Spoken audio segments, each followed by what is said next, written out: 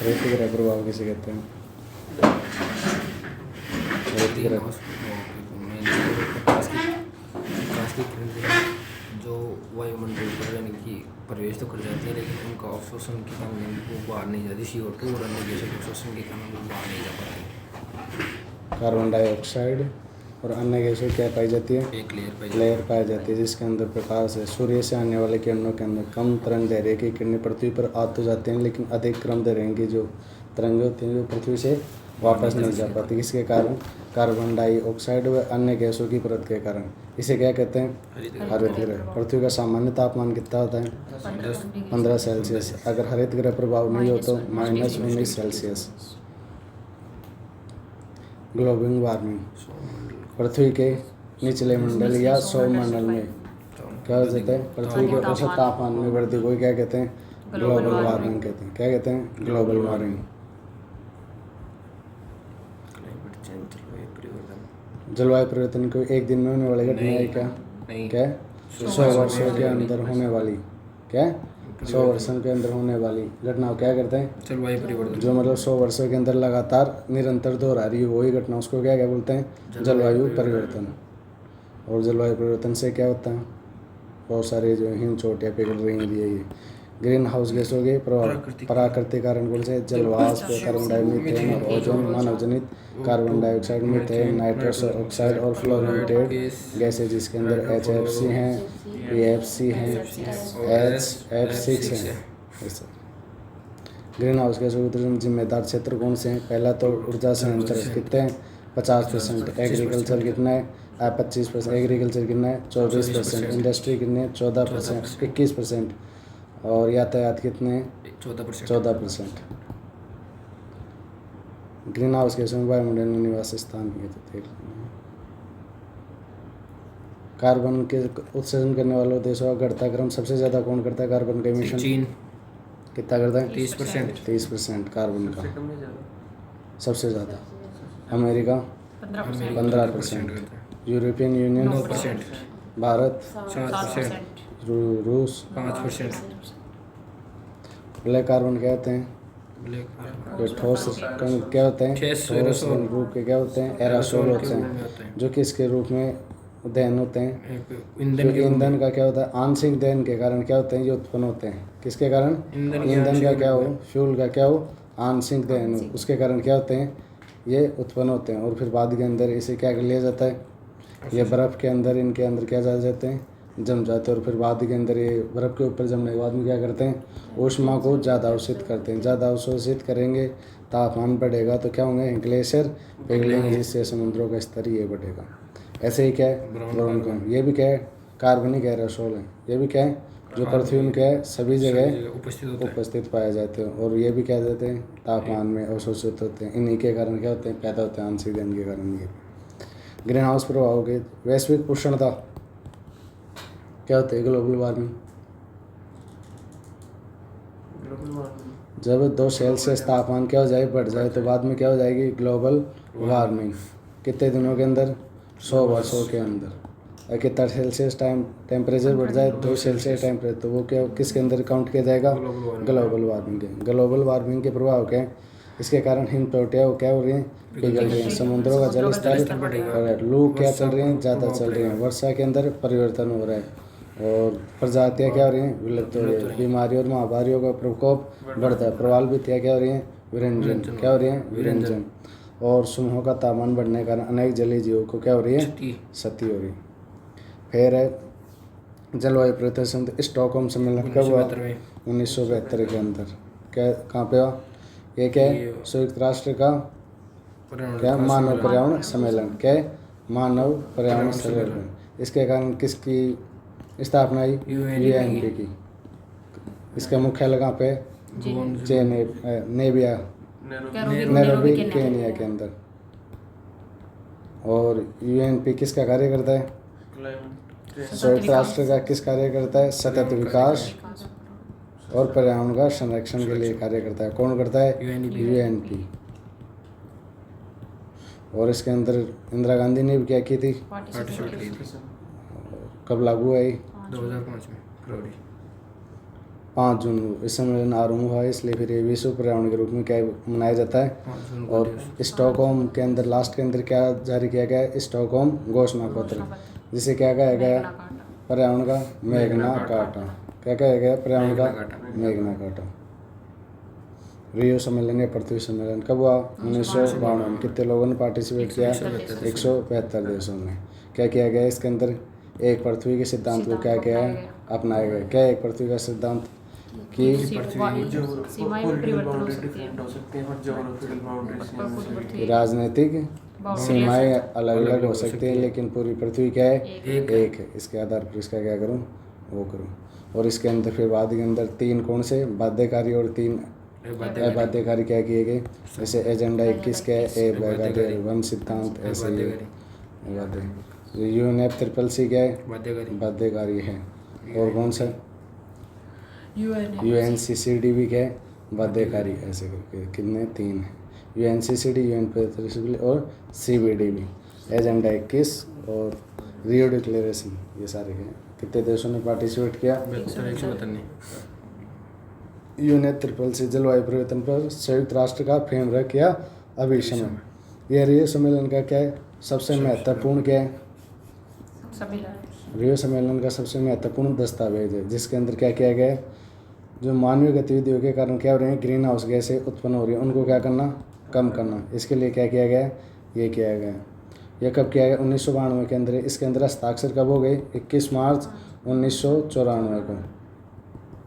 इसमें कंडीशन क्या रखी गई थी कि 50 देशों के क्या हो जाएं, हस्ताक्षर व अनुमोदन के बाद में कितने कब लागू हो गया, 21 मार्च 1994। इसका मुख्यालय बोन, जर्मनी में। वर्तमान में इसमें कितने देश हैं, 197 प्लस यूरोपियन यूनियन का। इसके महत्वपूर्ण अनुच्छेद है आर्टिकल 2। क्या बोलता है आर्टिकल, ग्रीन हाउस गैसों के उत्सर्जन की सीमा को कहाँ तक रखना, वहाँ तक जहाँ तक जलवायु परिवर्तन ना हो और न ही खाद्य श्रृंखला प्रभावित हो और न ही आर्थिक विकास बाधित हो। उसी स्तर पर जलवायु परिवर्तन को कहाँ पे रोकना, कहाँ तक सीमित करना है, उस सीमा तक जहाँ पर क्या नहीं हो, क्लाइमेट चेंजमेंट और क्या नहीं हो, फूड चेन प्रभावित ना हो, डिस्टर्ब ना हो और ना ही इकोनॉमिक डेवलपमेंट डिस्टर्ब हो, ये सारी चीज़ें। फिर आर्टिकल 3 एक के अंदर क्या है, CBDR, common but differential responsibility, कि जलवायु परिवर्तन को कम करने की सभी की जिम्मेदारी है, लेकिन विकसित देशों की क्या है, ज़्यादा है। किसकी तुलना में, विकासशील देशों की तुलना में। क्यों है, क्योंकि विकसित देशों ने ज़्यादा विकास भी क्या किया है, ज़्यादा किया है, कार्बन का या ग्रीन हाउस गैसों का इमिशन भी क्या किया है, ज़्यादा किया है, इसलिए इनकी जिम्मेदारी भी क्या है, ज़्यादा। फिर आर्टिकल 4 क्या है, सभी लोग अपने क्या करें, सामान्य प्रतिबद्धता क्या करें, सुनिश्चित करें। कौन सी प्रतिबद्धता, सामान्य। इस अभियान के क्रियान्वयन हेतु सदस्य राष्ट्रों को प्रतिवर्ष एक सम्मेलन बुलाया जाता है, उसे क्या बोलते हैं, कॉन्फ्रेंस ऑफ पार्टी, COP किसे कहते हैं, कि UNFCCC के नियमों का सही तरीके से पालन हो रहा है या नहीं हो रहा है, इसके अंदर क्या क्या चेंजमेंट करने की आवश्यकता है या क्या नहीं किया जाए, इन सब के लिए 1 साल के अंदर क्या बुलाया जाता है, एक बैठक बुलाई जाती है, जिसे क्या बोलते हैं, COP, जिसे मॉडर्न नाम से कॉन्फ्रेंस ऑफ पार्टीज। UNFCCC की महत्वपूर्ण बैठक 1995 के अंदर COP प्रथम हुई, वो कहाँ पे हुई, बर्लिन जर्मनी के अंदर। और COP 2 कहाँ पे हुई, जेनेवा स्विट्जरलैंड के अंदर। और COP 3 जापान क्योटो प्रोटोकॉल, यहाँ पे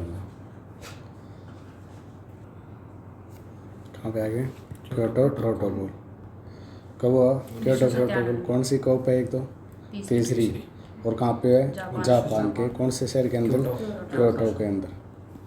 और यहाँ पे जो क्या किया गया है, घोषणा पत्र जारी किया गया है, उसे क्या बोलते हैं, क्योटो प्रोटोकॉल। और देखो UNFCCC की जो कहाँ पे किया गया है, जिसको क्या बोलते हैं, क्योटो प्रोटोकॉल। यह प्रोटोकॉल औद्योगिक रूप से विकसित देशों को ग्रीन हाउस गैसों को उत्सर्जन करने के लिए क्या करता है, प्रतिबंधित करता है। यह समझौता कब लागू हुआ, फरवरी 2005 से। क्या हुआ, क्योटो प्रोटोकॉल के प्रावधान क्या है, अनुसूची 1 के अंदर उन 6 ग्रीन हाउस गैसों को रखा गया है जो सबसे ज़्यादा क्या करते हैं, उत्सर्जन करते हैं। किसका, ग्रीन हाउस गैसों का। कौन सी हैं, कार्बन डाइऑक्साइड हो गई, मीथेन हो गई, HFC हो गई, नाइट्रस ऑक्साइड हो गई, फ्लोरोकार्बन हो गई, HFC हो गई, और सल्फर HF6 हो गई। जो अनुसूची बी के अंदर, अनुसूची बी के अंदर अनुसूची एक के उन देशों के लिए क्या की गई, अनुसूची एक के देशों के लिए कार्बन क्रेडिट की सीमा निर्धारित की गई है। क्या लिमिट निर्धारित की, किसकी, कार्बन क्रेडिट की। अनुसूची एक के अंदर कौन से, सभी बाल्टिक देश हैं, और जो सभी सोवियत संघ से क्या हैं, अलग हुए हैं वो देश हैं, और जो मध्य पूर्वी यूरोपीय देश हैं वो क्या हैं, इसके अंदर शामिल हैं। और इन देशों के लिए, इन देशों ग्रीन हाउस गैसों को उत्सर्जन करना, कटौती क्या होगा, बाध्यकारी होगा। क्या होगा, बाध्यकारी, लीगली क्या होगा, बाइंडिंग। अनुसूची 2, अनुसूची 2 में OECD के क्या मेंबरों को क्या रखा गया है। OECD कौन से हैं, जो औद्योगिक रूप से विकसित हैं, और किसको शामिल किया गया है, जो ग्रीन हाउस, जो इनकी अर्थव्यवस्था किससे गुजर रही है, संक्रमण से गुजर रही है, उनको क्या करवाएंगे, सहायता। पहला क्या करवाएंगे, अर्थव्यवस्था संक्रमण गुजरे उनको जलवायु परिवर्तन को कम करने के लिए समाधान क्या करवाएंगे, वित्तीय सहायता उपलब्ध करवाएंगे। कौन सी सहायता, वित्तीय सहायता। कौन करवाएंगे, OECD वाले। किसको, जिनकी अर्थव्यवस्था किससे गुजर रही है, संक्रमण से गुजर रही है। कौन कौन सी की संक्रमण से गुजर रही है, जो बार ऊपर नाम लिए थे उनकी। गैर अनुसूची 1, इसके अंदर सभी विकासशील देशों क्या किया गया, शामिल किया गया, जैसे चीन, ब्राज़ील, दक्षिण अफ्रीका आदि। और क्योटो प्रोटोकॉल किसके ऊपर लगता है, जो औद्योगिक रूप से क्या है, विकसित देश हैं, और 37 अन्य देश, जो कब किया गया, 1990 के दशक से, 1990 के दशक से कितना कम करना है, 5% कम करना है। किसको कम करना है, कार्बन के को। कब, 1990 के दशक से। इसकी प्रथम अवधि कब तक ली गई, 2008 से 2012 तक। और यह प्रोटोकॉल 55% उत्सर्जन करने वाला किसका, कार्बन का उत्सर्जन करने वालों को बाद में हस्ताक्षर के बाद में लागू होगा। कब हुआ, फरवरी 2005 के अंदर। कब आ गए थे प्रस्ताव, 1997 के अंदर, लेकिन लागू कब हो रहा है, लगभग 8 साल लगे इसको एक सिग्नेचर होने के अंदर। विकासशील देशों पर जलवायु परिवर्तन के प्रभाव कम करने के लिए एक अनुकूलन फंड की स्थापना की गई। कौन से फंड की, अनुकूलन फंड की, क्योंकि ये विकासशील देशों जलवायु परिवर्तन को प्रभाव को क्या कर सकें, कम कर सकें, इसलिए क्या किया गया, अनुकूलन फंड की स्थापना। द्वितीय प्रतिव्यवस्था कब लागू की, 2013 से 2020 तक। जापान, न्यूजीलैंड, रूस आदि द्वितीय प्रतिव्यवस्था क्या कर दी गई, पीछे हट गई। कौन, जापान, न्यूजीलैंड, रूस आदि। 2012 में कनाडा भी पूरी तरीके से क्या हो गया, अमेरिका ने समझौते पर हस्ताक्षर किए, लेकिन अनुमोदन नहीं किया। इन सारी परिस्थितियों को देखते हुए बाद के अंदर क्योटो प्रोटोकॉल के अंदर क्या निर्णय लिया गया कि UNFCCC के अंदर थोड़े बहुत क्या किए जाएं, परिवर्तन किए जाएं, और इसको क्या बनाया, थोड़ा लचीला बनाया जाए। क्या बनाया जाए, थोड़ा लचीला बनाया जाए। तो क्या लाया जाए, इसके अंदर 2 कंसेप्ट लेके आए। कौन से कंसेप्ट लेके आए, एक तो क्या करेंगे आपसे, एक IIT का कंसेप्ट लेके आए, जिसके अंदर 2 तरीके से क्या कर सकते हैं, उसको कम कर सकते हैं। एक तो जिम, जॉइंट इम्प्लीमेंटेशन मैकेनिज्म, और एक हो CDM, क्लीन डेवलपमेंट मैकेनिज्म। इसके अंदर क्या होगा कि जो क्या थी, अनुसूची 1, अनुसूची B के अंदर क्या किया गया था, अनुसूची 1 के लिए क्या रखी गई थी, कार्बन क्रेडिट की सीमा रखी गई थी। उसके अंदर क्या किया गया, थोड़ा सा लचीलापन दिया गया। क्या कर दिया गया कि जो देश क्या कर सकते हैं, क्या करते हैं, और माइनस करके 24 करते हैं।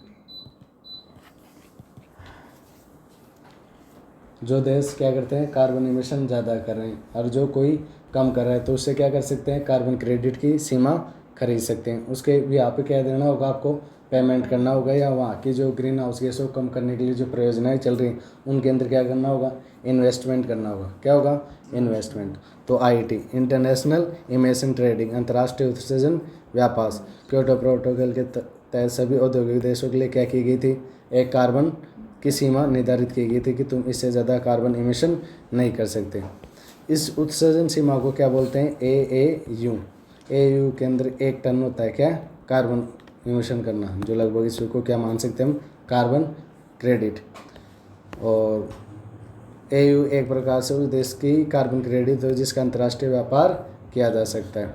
वह देश जिसका कार्बन उत्सर्जन उसकी तय सीमा से क्या है, कम है, और बचे हुए कार्बन क्रेडिट को उन देशों को बेच सकता है जिनका तय सीमा से क्या है, ज़्यादा है। कोई कार्बन इमिशन कम करता है तो वो क्या, ज़्यादा करने वालों को क्या, अपने कार्बन इमिशन को क्या सकता है, बेच सकता है। जो क्रेडिट है उसकी, उसको क्या कर सकता है, बेच सकता है। इसे क्या कहते हैं, ये इंटरनेशनल इमिशन ट्रेडिंग, अंतर्राष्ट्रीय उत्सर्जन व्यापार। ये कितने प्रकार से किया जा सकता है?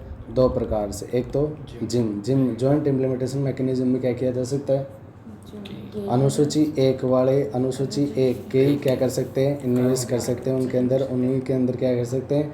खरीद सकते हैं, उन्हीं में निवेश कर सकते हैं। और जितना निवेश करेंगे उसके प्रतिफल में क्या आपको क्या मिल जाएगी? कार्बन क्रेडिट मिल जाएगी। इसे ये था।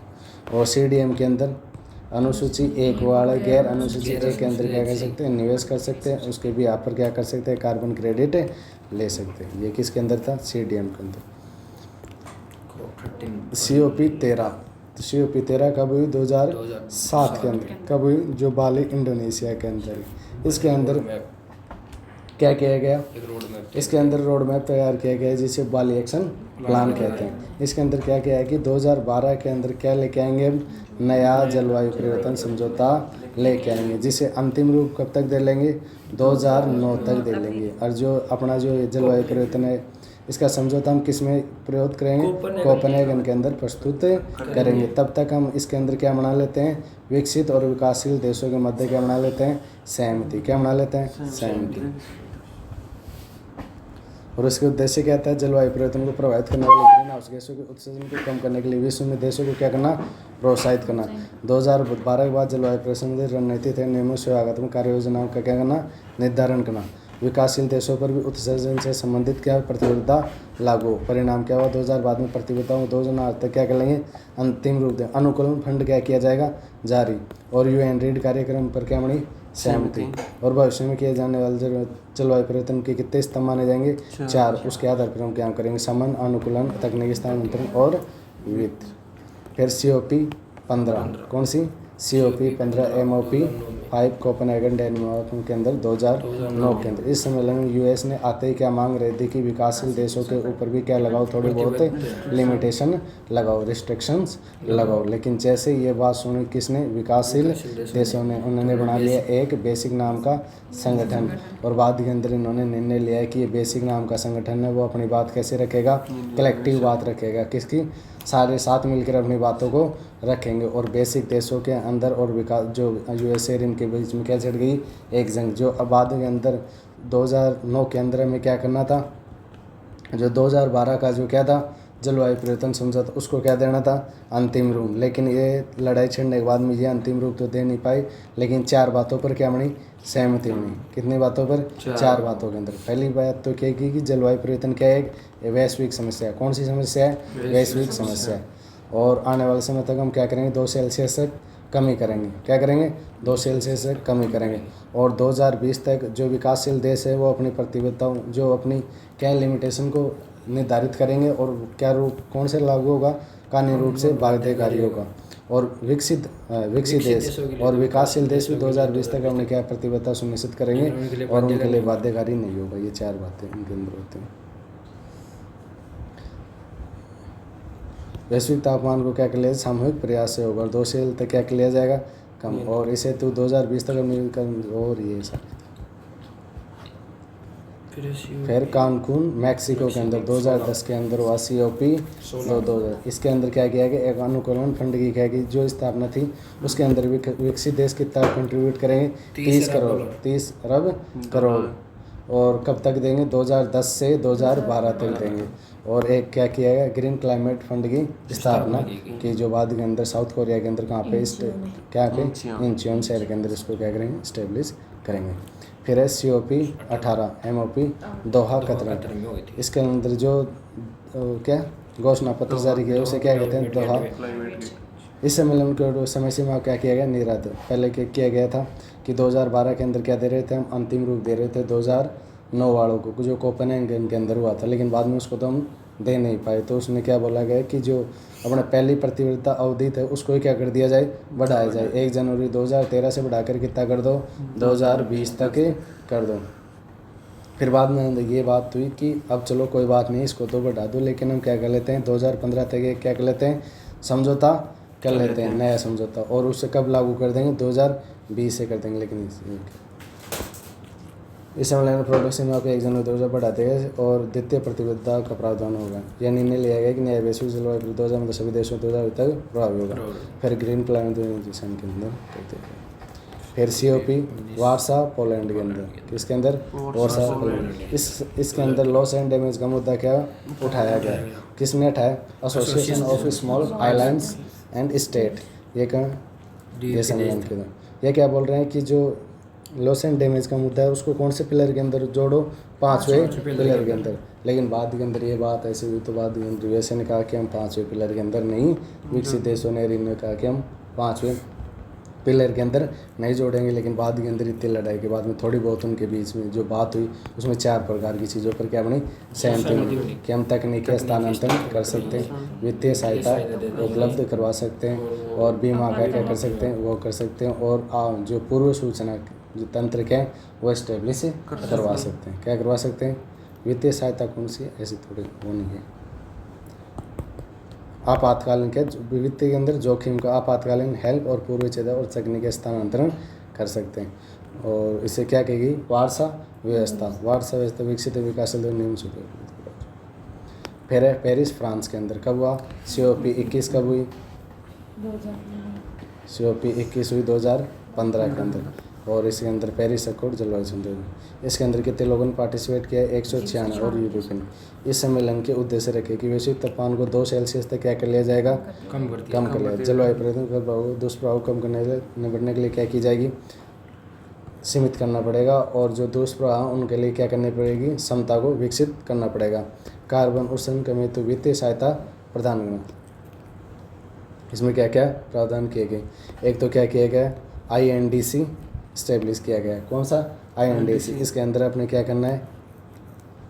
ये लिमिट क्या करनी है? वैश्विक तापमान को 2 सेल्सियस तक सीमित करना है, जलवायु परिवर्तन दुष्प्रभावों को कम करना है, जलवायु परिवर्तन नियमन की क्षमता विकसित करनी है। इन सारी चीज़ों को टारगेट लेके क्या किया गया? INDC स्टेब्लिश किया गया। सभी सदस्य देशों में ग्रीन हाउस गैसों को उत्सर्जन कम करने के लक्ष्य को क्या करेंगे? निर्धारित करेंगे। परंतु इस दौरान उन्हें वैश्विक लक्ष्य को क्या रखना होगा? ध्यान में रखना कि सब सदस्य देश ग्रीन हाउस गैसों को उत्सर्जन को कम करने के लिए क्या करेंगे? अपने लिमिटेशन का निर्धारण करेंगे। लेकिन लिमिटेशन इस प्रकार से होनी चाहिए कि जो वैश्विक हमने गोल्स ले रखे हैं उनको क्या करते हैं? फुलफिल करते हैं। यह तय किए गए लक्ष्य सभी सदस्यों के लिए कानूनी रूप से क्या होंगे? बाध्य करेंगे। फिर वैश्विक स्टॉक क्या है? जो INDC क्या किया आपने? INDC जो आपने लिया है उसकी क्या करता है? जांच। क्या करता है? जांच। क्या करता है? जांच। कितने साल के अंदर? एवरी 5 ईयर के अंदर क्या करता है? जांच। और फिर 5 साल के बाद में आपको क्या लेने होते हैं? नए INDC। और नए INDC पहले की तुलना में क्या लेने होते हैं? ज़्यादा। क्या लेने होते हैं? ज़्यादा। और इसकी रिपोर्ट कहाँ पे? UNFCCC के मुख्यालय के अंदर जमा करवानी। कौन सी रिपोर्ट? INDC की। कि आपने क्या क्या INDC लिए। ये रिपोर्ट कहाँ पे करवाओगे? UNFCCC के मुख्यालय के अंदर। कहाँ पे? UNFCCC का मुख्यालय, वहाँ पे क्या करवाएगी? ये INDC लक्ष्यों की तथा प्रक्रिया 2023 से क्या हो जाएगी? आरंभ। इसके तहत सभी सदस्यों INDC तय किए गए लक्ष्यों को UNFCCC के सचिवालय में क्या करवाना है? जमा करना। इसके बाद सभी देशों द्वारा तय किए गए लक्ष्यों की प्राप्ति हेतु क्या करनी है? जो जांच करेगी। प्रत्येक 5 वर्ष में ये पुनः की जाएगी और पुनरावर्ती लक्ष्यों से क्या होना चाहिए? अधिक होना चाहिए। दूरगामी लक्ष्य कहाँ पे की कि 21वीं सदी तक क्या कर लेंगे हम? 2 सेल्सियस तक क्या किया जाएगा? तापमान कंट्रोल सीमित कर लेंगे। कि एक टारगेट रखा गया कि दूरगामी लक्ष्य रखे गए इसके अंदर कि 2 सेल्सियस तक क्या कर लेंगे? कम कर लेंगे। लेकिन जैसे यह बात सुने कौन से? समुद्री देशों ने, कि जो आइलैंड्स जो कंट्री हैं उन्होंने जैसे ये सुना कि 2 सेल्सियस तक तुम कम करोगे, 2 सेल्सियस होते ही तो क्या हो जाएगा? क्लाइमेट चेंज हो जाएगा। हम तो क्या हो जाएंगे? उसके अंदर डूब भी जाएंगे। तो फिर करना है तो आप क्या करो?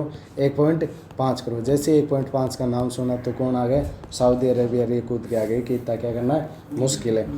अगर तुम्हें 1.5 की स्थिति लानी है तो कौन सी स्थिति लानी पड़ेगी? नेट जीरो इमिशन की क्या लानी होगी? स्थिति लानी होगी। किसकी? Net zero. क्या है नेट जीरो इमिशन? जितना मतलब इमिशन करे उतना ही ऑब्जर्व। हाँ ऐसा ये। हाँ 21वीं सदी के अंत तक 2 सेल्सियस तक किया जाएगा सीमित। निम्न समुद्री देशों को ये किया गया 5 और ये तकनीकी और वित्तीय सहायता। 2010 में प्रस्तावित किए ग्रीन क्लाइमेट फंड के तहत किसी देश विकासशील देशों को $100 अरब की वित्तीय सहायता प्रतिवर्ष प्रदान करेंगे। पहले तो 2010 से 2012 तक कितने करेंगे वो? पहले जो उसके अंदर था, कानकून के अंदर था, उसके अंदर कितनी 30 अरब डॉलर, कितनी 30 अरब डॉलर, कितने साल के अंदर 2 साल के। लेकिन अब की बार क्या डिसाइड किया कि 2010 वाला जो ग्रीन क्लाइमेट फंड इस्टेब्लिश किया गया था उसके अंदर विकसित देश कितने करेंगे 100 अरब डॉलर, कितना 100 अरब डॉलर, कितने में प्रति वर्ष, किसके अंदर प्रति वर्ष। 2025 तक ये सहायता जारी रहेगी। इसके पश्चात क्या करेंगे, नए लक्ष्य निर्धारित करेंगे। विकसित देश द्वारा पूर्व चेतावनी प्रणाली आपातकालीन सहायता तथा वित्तीय जोखिम प्रावधान किया करवाए जाएंगे, उपलब्ध करवाएंगे। 22 अप्रैल को क्या मनाया जाता है, पृथ्वी दिवस 2016 से 21 अप्रैल 2017 तक 55 देशों द्वारा विश्व के 5% कार्बन एमिशन करते समय हस्ताक्षर, ये क्या हो गया, प्रभावी हो गया। पेरिस समझौता कब लागू हुआ, नवंबर 2017 में। भारत का NDC क्या है कि 2030 तक क्या करना है, हमें अपने GDP की कितना करना, 33 से 35% क्या करनी है कटौती, किसके अंदर, उत्सर्जन के अंदर, 2005 के स्तर से 2030 तक। भारत अपनी ऊर्जा निर्भरताओं को कोयले के इकट्ठा कर कितने करेगा, नवीनीकरण 2030 तक 40% क्या करेगा, नवीनीकरण ऊर्जा संसाधनों पर। इस कार्य के बाद अंतर्राष्ट्रीय सौर संगठन ने क्या किया है, जिसका मुख्यालय कहाँ पे, गुरुग्राम। 2030 तक अपने वन आवरण क्षेत्र को कितना बढ़ाएगा, 2 टन से 2.5 से 3 अरब टन अतिरिक्त CO2 का क्या करेगी, संग्रहण करेगी। फिर मार्केट से जो कौन सा नहीं तो पता नहीं। फिर कौन सा आपका ग्लासगो UK के अंदर क्या हुई, ग्लासगो UK। इस सम्मेलन के अंदर क्या बोला कि 2050 तक तो कौन, विकसित देश अपने क्या करेंगे, नेट जीरो के इमिशन की क्या करेंगे, स्थिति में आ जाएंगे। कौन, विकसित देश। विकासशील जो भारत ने अपना ये कितना नेट जीरो इमिशन कब तक पूरा करेगा, 2070 तक। और चीन और ब्राज़ील कब तक करेंगे, 2060 तक। फिर वैश्विक मीथेन सफेद क्या है, वैश्विक मीथेन सफेद के अंदर है कि 15 टॉप क्या है न्यू मीथेन का इमिशन करते हैं वो, और 103 अन्य कंट्री, वो सारे मिल 2030 तक 2020 के स्तर तक कितने % कम करेंगे, 30% क्या करेंगे, कम करेंगे, किसके, मीथेन के इमिशन को, किसको, मीथेन के इमिशन को। ये क्या है, वैश्विक मीथेन शपथ। इस सम्मेलन में पेरिस नियम पुस्तिका को क्या कर लिया गया, पूर्ण कर लिया गया। प्राकृतिक आवश्यक संरक्षण के लिए अंतर्राष्ट्रीय सहयोग से विकसित देश विकासशील देशों को वित्तीय सहायता क्या करेंगे, प्रदान करेंगे। वैश्विक जलवायु परिवर्तन नियंत्रण भारत का योगदान। भारत द्वारा इस सम्मेलन में पंचामृत का क्या दिया गया, सिद्धांत क्या है, पंचामृत का सिद्धांत कि हम अपनी 2030 तक अपनी कुल आवश्यकताओं का कितना करेंगे, 50% नवीनीकरण ऊर्जा संसाधनों से क्या करेंगे, प्राप्त करेंगे। और GDP के अंदर कितने कम कर लेंगे, 45% तक कटौती क्या कर लेंगे, 45% तक कटौती कर लेंगे। और फिर बाद में अंदर कितने आवरण लगाएंगे, 1 अरब टन जैसे CO2 का अतिरिक्त अवशोषण होगा। और 2070 तक क्या कर लेंगे, नेट जीरो इमिशन की क्या स्थिति वो कर लेंगे। फिर इस सम्मेलन में लॉस एंड डैमेज के मुद्दों को क्या उठाया गया, प्रमुखता से उठाया गया। लॉस एंड डैमेज को फंड स्थापित करने की क्या हो गई, व्यवस्था। ये तो क्या,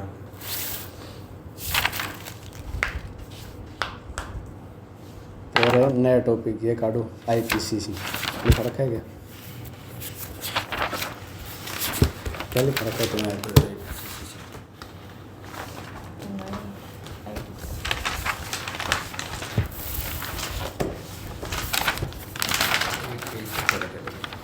अच्छा ही है, है ना किसी एक आगे आ गए। Date page. इसके बाद पूरी हो गई तुम्हें,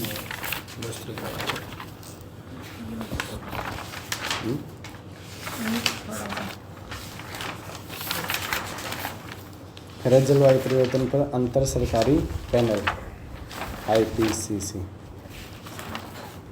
जलवायु परिवर्तन पर क्या है, अंतर सरकारी, तो इंटरनल पैनल कौन सा, क्लाइमेट चेंज के ऊपर,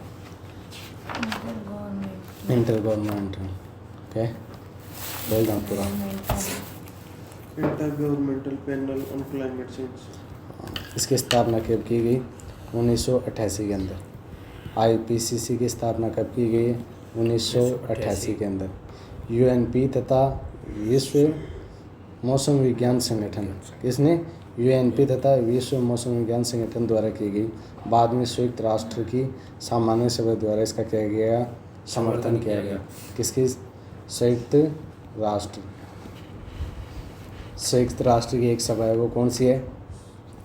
सामान्य सभा। UNEP के वो क्या नाम है, एनवायरनमेंट को करने और सस्टेनेबल डेवलपमेंट को एनहांस करने के लिए। किसकी संस्था है? ये क्या नाम है? संयुक्त राष्ट्र की क्या संस्था है, जो क्या कार्य करती है? सतत विकास और जलवायु का संरक्षण करने के लिए क्या करती है? कार्य। UNP और तथा विश्व मौसम विज्ञान संगठन ने क्या किया गया? एक किसको इस्टेब्लिश किया है? IPC को। किसको? IPCC को क्या किया गया? इस्टेब्लिश किया है। किसने मिलके? एक तो UNP और विश्व मौसम विज्ञान संगठन ने, WMO।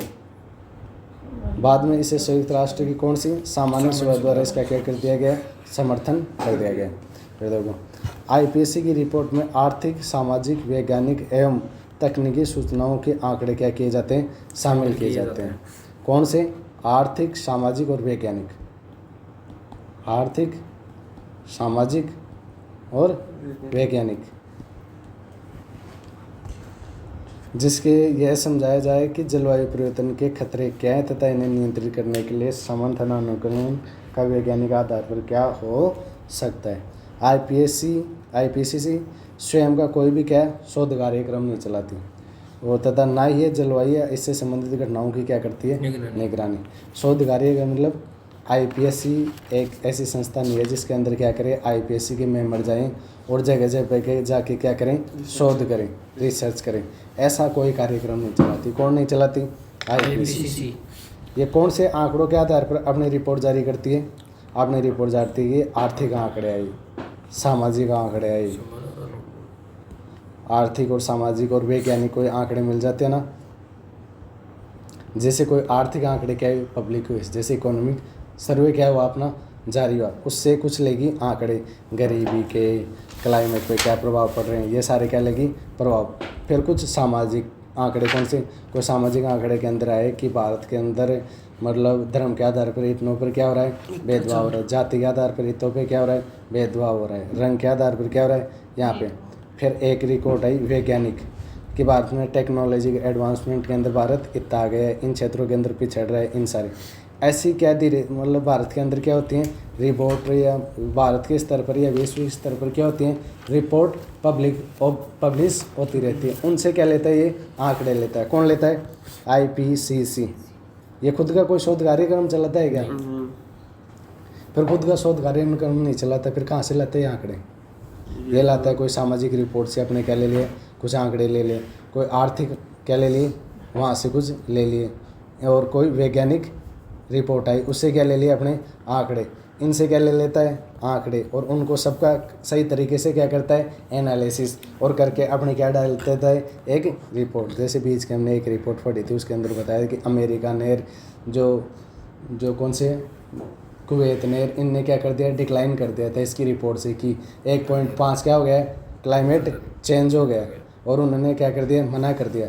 तो वो रिपोर्ट किसकी थी? IPCC। किसकी रिपोर्ट थी? IPCC की। ऐसे तो इसके अंदर सबसे बात है कि IPCC अपना कोई शोध कार्यक्रम चलाती है? नहीं चलाती। IPCC की रिपोर्ट किसके आधार पर? आर्थिक, सामाजिक, वैज्ञानिक एवं तकनीकी सूचनाओं के आंकड़ों को क्या किया जाता है इसके अंदर? कौन से? सामाजिक, आर्थिक, टेक्नोलॉजिकल और क्या साइंटिफिक जो के होते हैं आंकड़े होते हैं, उनको क्या करता है?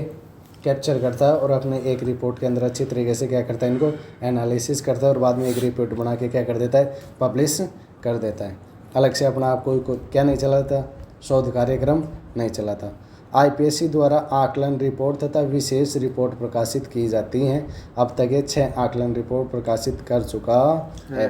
IPCC के द्वारा कौन कौन सी रिपोर्ट जारी की जाती हैं? एक तो आकलन रिपोर्ट और एक कौन सी? विशेष रिपोर्ट। एक तो विशेष रिपोर्ट प्रकाशित की जाती है और एक आकलन। अब तक 6 बार किसने क्या कर दी? इसने आकलन रिपोर्ट क्या कर दी गई? पब्लिश की है। कब की है? 1990 के अंदर, 1995 के अंदर, 2001 के अंदर, 2007 के अंदर, 2014 के अंदर, 2000। तो सीधा सा याद कर लेना, 1990, 1995, फिर 2001 और फिर बाद में 7 का पहाड़ा बोल देना, 14, 21। 1990 और एक 7, 14, 21। इसके अंदर 6 बार इसने क्या किए, पब्लिश किए। कब कब? 1990 के अंदर, 1995 के अंदर, 2001 के अंदर, 7, 14 और 21 के अंदर क्या किए, पब्लिश किए। कौन सी? अपनी आकलन रिपोर्ट। कितनी बार पब्लिश किए? 6 बार। अपना कोई शोध कार्यक्रम चलाता है कि नहीं, किसके आधार पर डाटा पब्लिश करता है? कोई अपने कोई साइंटिफिक हो, कोई टेक्नोलॉजिकल हो गए, कोई सोशल हो गए, कोई इकोनॉमिक हो गए, ये आंकड़े लेता है, उनके आधार पर क्या करता है, ब्रीफ के अंदर क्या करता है, एनालिसिस करता है और बाद में एक रिपोर्ट पब्लिश कर देता है। और बाद के अंदर ये क्या, पहले एक रिपोर्ट जारी की थी यूएसए ने डिक्लाइन कर दिया। क्या कि बोला था इसके अंदर 1.5 क्या हो गया है कि आपका टेम्परेचर ऑलरेडी हो चुका है, तो उन लोगों ने क्या कर दिया, डिनाई कर दिया इससे। 2007 में आईपीसी को विश्व शांति नोबेल पुरस्कार दिया गया कि ये क्या है, जो आईपीसी से उसको क्या दिया गया, एक विश्व में शांति का नोबेल पुरस्कार दिया। कब दिया गया? 2007 के अंदर। 2007 के अंदर ही इसने एक आकलन रिपोर्ट जारी की, उसके आधार पर क्या दिया गया इसको, शांति का नोबेल पुरस्कार। भारतीय मूल के वैज्ञानिक डॉक्टर आर.के. पंचौरी लंबे समय तक आईपीसीसी के कह रहे हैं अध्यक्ष। कौन है? Doctor R K. पंचौरी। भारतीय मूल के क्या है, इंडियन डायस्पोरा क्या है, जो डॉक्टर हैं आर.के. पंचौरी लंबे समय तक कह रहे हैं आईपीसीसी कह रहे हैं अध्यक्ष अवार्ड भी इन्होंने लिए थे। हाँ, और ये अवार्ड भी इन्हीं को मिला था। जब ये अवार्ड मिल रहा था तब ये अध्यक्ष कौन थे, वैज्ञानिक डॉक्टर कौन थे, डॉक्टर आर.के. पंचौरी लंबे समय तक कह रहे हैं आईपीसीसी कह रहे हैं अध्यक्ष हैं। आईपीसीसी की 5वीं रिपोर्ट 2014 के अनुसार जलवायु परिवर्तन के कारण इकोलॉजिकल ओवरशॉट हो रहा है। क्या हो रहा है? इकोलॉजिकल ओवरशॉट की स्थिति हो रही है, अर्थात प्रकृति द्वारा एक वर्ष के दौरान जितने संसाधन सर्जित किए जाते हैं उनका योगदान हमारे द्वारा एक वर्ष से पहले ही कर लिया जाता है। फिर ग्लोबल जो क्या हो रहा है, इकोलॉजिकल ओवरशॉट क्या होता है, क्या होता है? इकोलॉजिकल ओवरशॉट वो होता है कि जैसे कि पृथ्वी एक साल के लिए क्या करती है, हमारे लिए संसाधन क्या करती है, सर्जित करती है। कि मतलब आपको ऐसे सर्जित करने का मतलब है कि पहले से क्या है, लिमिट है कि कुछ भी चीज़ एब्सोल्यूट तो है नहीं। तो पृथ्वी के अंदर क्या है, एक साल के अंदर आपको क्या करने होते हैं, जैसे आपको ऐसे बोले कि एक साल के अंदर कितने रुपए खर्च करने हैं, 200 रुपये खर्च करने हैं। ऐसे मान लो 10,000 कर लो, 2 लाख कर लो, तुम ऐसे क्या कर लो, 2 लाख। एक साल के अंदर आपको कितने खर्च करने हैं, 2 लाख। लेकिन आपने 6 महीने के अंदर ही क्या कर लिए, 2 लाख खर्च। क्या कर लिए, 2 लाख खर्च। इसे क्या बोलते हैं, इकोलॉजिकल ओवरशॉट। कि जो संसाधन आपको एक वर्ष के अंदर क्या करना चाहिए, कंजप्शन करना चाहिए था, उनका तुमने एक साल से पहले क्या कर लिया, कंजप्शन। तो ये कौन सी स्थिति हो गई, इकोलॉजिकल ओवरशॉट की स्थिति, ओवरशॉट की स्थिति। इसे क्या बोलते हैं कि एक वर्ष के अंदर जो आपको लिए कितने किए गए थे, जितने संसाधन सर्जित किए गए थे उनका कंजप्शन एक साल से पहले कर लेना, क्या बोलते, इकोलॉजिकल ओवरशॉट की स्थिति। क्या बोलते हैं, इकोलॉजिकल ओवरशॉट की स्थिति, इसको बोलते हैं। समझ में आया? तो ऐसे आईपीसीसी की क्या, एक तो फुल फॉर्म क्या करनी है, याद करनी है। फिर बाद के अंदर इस कब इस्टेब्लिश हुई, 1988 के अंदर। कब हुई, 1988 के अंदर। किस किस ने किया, एक तो यूएनपी और एक विश्व मौसम विज्ञान ने, WMO, इसने क्या की, इसकी स्थापना की। और इसकी स्थापना, ये कोई अपना कोई शोध कार्यक्रम चलाता है क्या, कोई शोध कार्यक्रम नहीं चलाता। फिर ये कोई शोध कार्यक्रम तो चलाता नहीं, रिपोर्ट कहाँ से लाता है, ये लाता है कोई भी आर्थिक आंकड़े पब्लिश किए हों, कोई भी सामाजिक आंकड़े पब्लिश किए हुए हैं, कोई भी वैज्ञानिक आंकड़े पब्लिश किए हैं, कोई भी तकनीकी आंकड़े पब्लिश किए, उन सारे आंकड़ों को क्या करता है, कैप्चर करता है, ब्रीफ के अंदर एनालिसिस करता है और सटीक सा क्या देता है, अपनी रिपोर्ट देता है। और ऐसे अब तक ये किस 2 प्रकार की क्या करता है, रिपोर्ट जारी करता है। एक तो आकलन रिपोर्ट, कौन सी, एक तो आकलन रिपोर्ट, एक विशेष रिपोर्ट।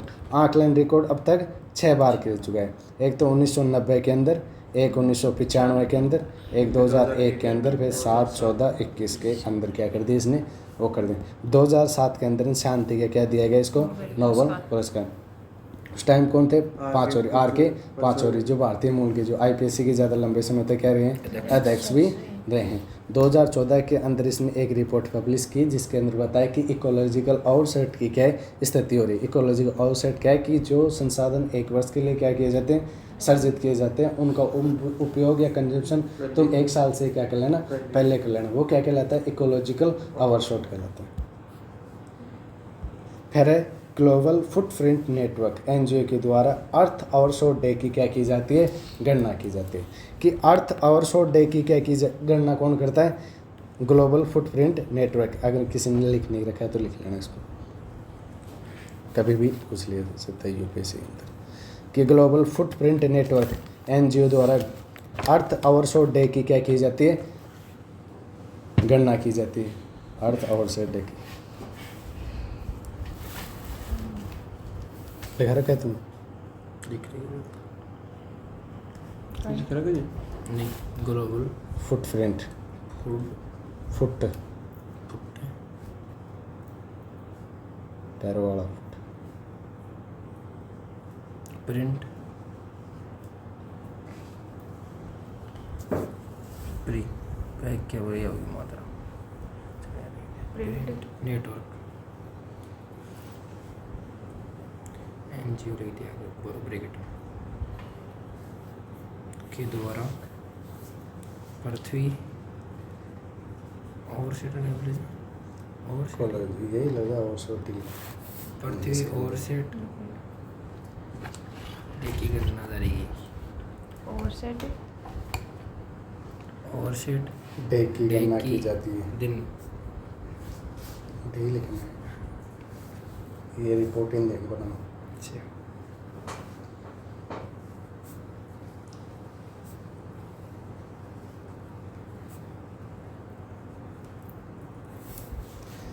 तो समझ में आ गया।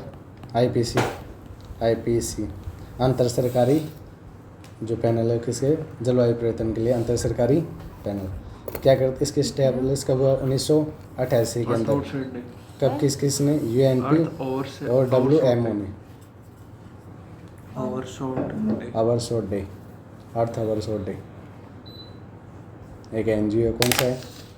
ग्लोबल फुटप्रिंट नेटवर्क, उसके द्वारा क्या की जाती है? ग्लोबल ओवरशॉट, जो अर्थ का क्या है ओवरशॉट डे है, उसकी क्या की जाती है? गणना। फिर कौन सा आपका?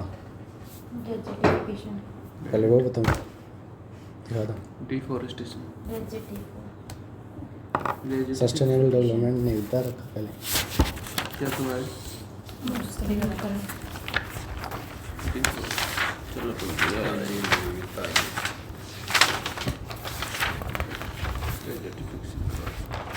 एजेंडा 21 नहीं बता रखी। चलो कोई बात नहीं, सस्टेनेबल डेवलपमेंट पढ़ने की चीज़ है, पढ़ लो उसको। सस्टेनेबल डेवलपमेंट क्या है? सतत विकास। कि भविष्य की पीढ़ियों को ध्यान में रखते हुए वर्तमान संसाधनों का क्या करना? कंजप्शन करना। क्या करना? भविष्य की पीढ़ियों को ध्यान में रखते हुए वर्तमान समय की क्या करना?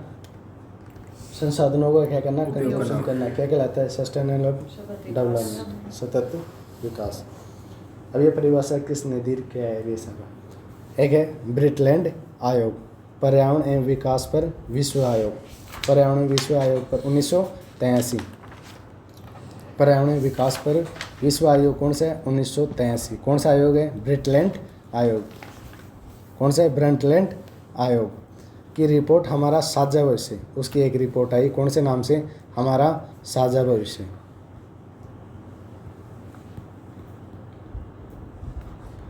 ब्रिटलैंड की क्या है? रिपोर्ट। इसको उतारना है अगर तुमने लिख नहीं रखा तो। ब्रिटलैंड आयोग की क्या करना है? ब्रिटलैंड आयोग कब आया? 1983 के अंदर। उसकी पर्यावरण विकास पर विश्व आयोग बना 1983 के अंदर। कौन सा आयोग है? ब्रिटलैंड आयोग। उसकी एक रिपोर्ट है हमारा साझा भविष्य। पहली बार कब ये रिपोर्ट कब आई? 1987 के अंदर। ब्रिटलैंड आयोग बना कब? 1983 के अंदर। क्या है? पर्यावरण विकास पर विश्व आयोग। और उसने एक रिपोर्ट जारी की 1987 के अंदर, हमारा साझा भविष्य।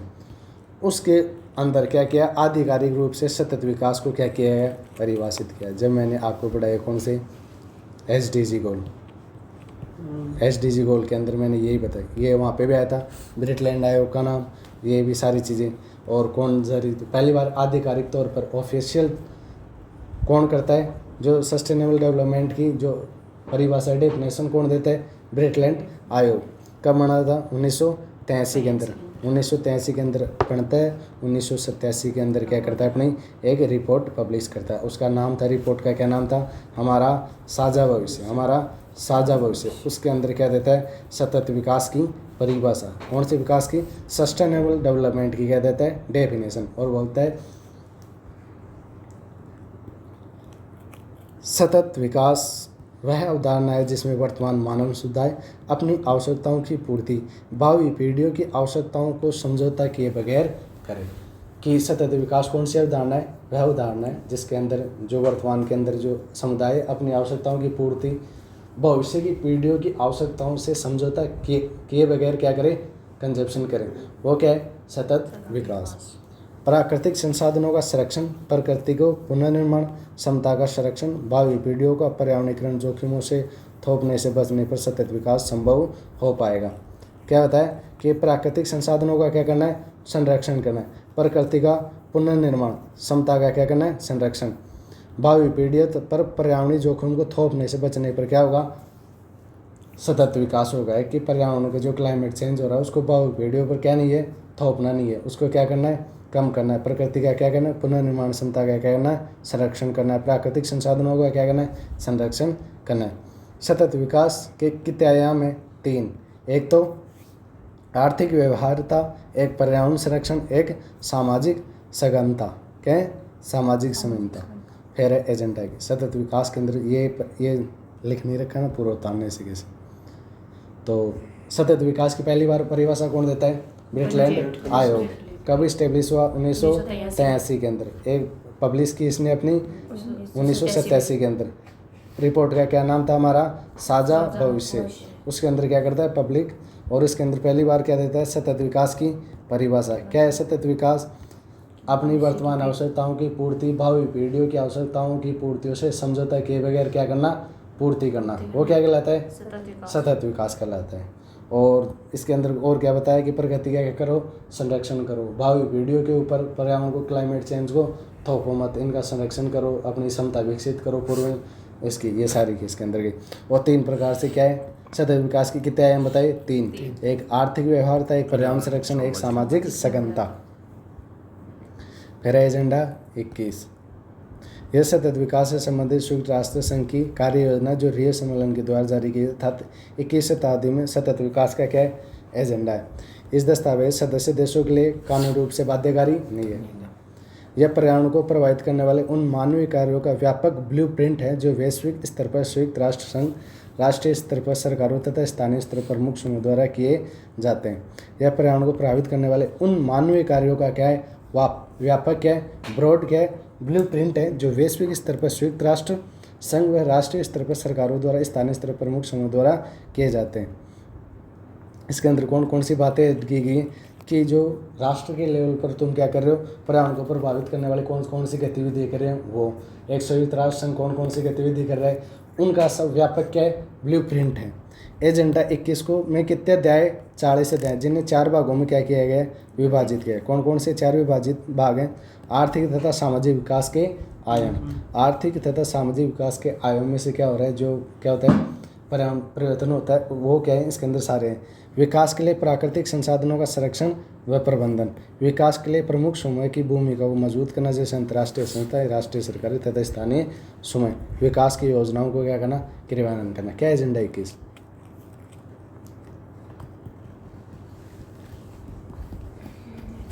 रियो सम्मेलन के अंदर जो गैर कानूनी बाध्यकारी क्या है, समझौता है, क्या है, प्रस्ताव है, जिसके अंदर क्या किया गया, 40 अध्याय जोड़े गए, जिसके अंदर क्या किया गया है, उनको 4 भागों के अंदर बांटा गया है। और इसके अंदर बताया गया कि पर्यावरण को कौन कौन से, जो एक तो संयुक्त राष्ट्र और एक हमारे राज्य स्तर पर जो सरकार है वो कौन कौन से स्टेप उठाते हैं जिसके कारण क्या होता है, पर्यावरण परिवर्तन होता है। ऐसे क्या है सारी चीज़ें, उनका व्यापक क्या है, ब्लूप्रिंट है, उनकी सारी चीज़ें लिखी हुई हैं कि इनसे क्या होता है, जलवायु परिवर्तन ये होता है। इसमें क्या है, एजेंडा 21 के अंदर ये है।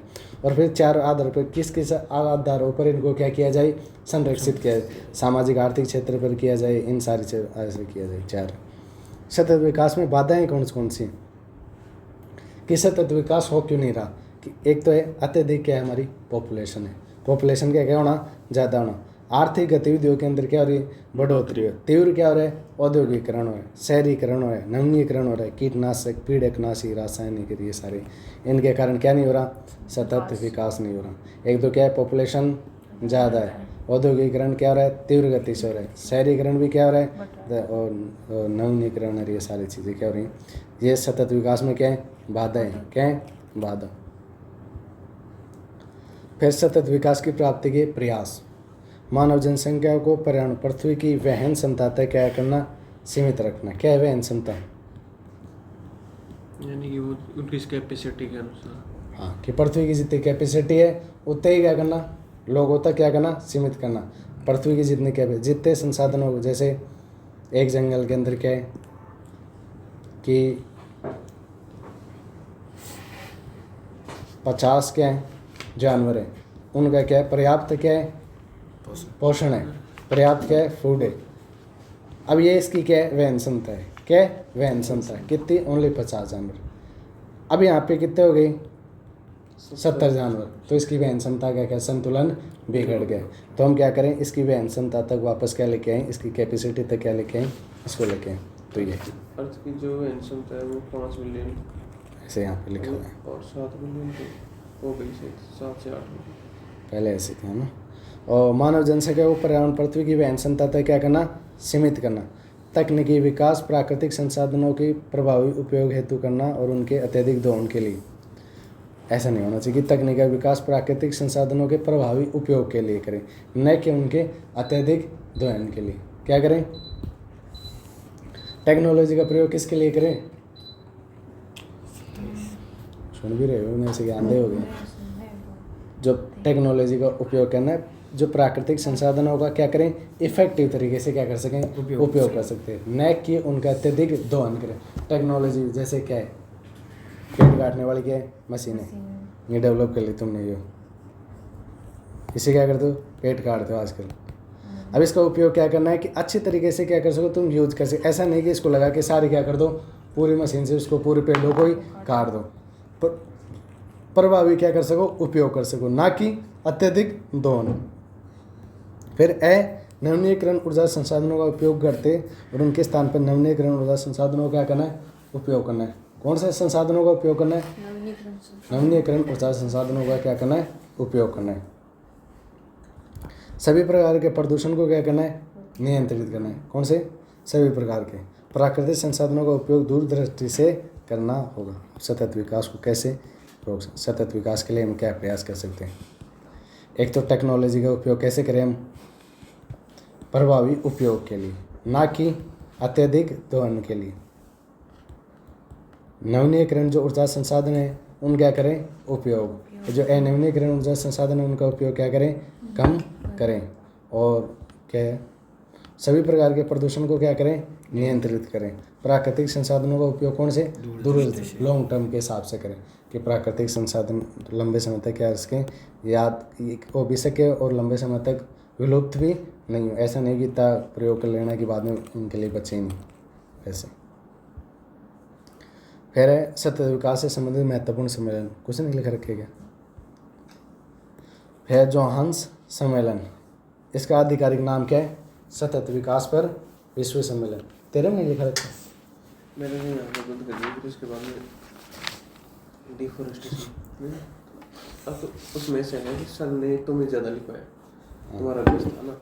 फिर उस सर को ऐसे लगा कि भाई इनको कम नहीं खाना चाहिए क्योंकि वो ज़्यादा है, काम की चीज़ ज़्यादा लिखानी। सतत विकास तो काम का ही है, काम का है वो चीज़ें, सर आगे जाके लिखा लेंगे ऐसा कुछ, ऐसा तो नहीं। सतत विकास काम का ये, लेकिन सतत विकास सबको आता है वो चीज़ें, मोस्टली जो वो चीज़ें सही। चलो कोई बात नहीं, अरे भूल गए होंगे, ऐसी कोई बात नहीं। एनसीईआरटी में भी ऐसे क्या नाम है सस्टेनेबल अगले खाना भूल गए होंगे, ऐसी कोई बात नहीं, क्योंकि अगले खाना नहीं चाहिए। सतत विकास से संबंधित क्या है? महत्वपूर्ण सम्मेलन और जोहान सम्मेलन। इसका आधिकारिक नाम क्या है? सतत विकास पर विश्व सम्मेलन। उद्देश्य रियो सम्मेलन में 1992 में जारी किए गए। इसमें एजेंडा 21 की समीक्षा करने हेतु आयोजन का किया गया।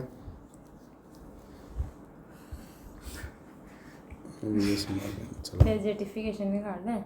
चलो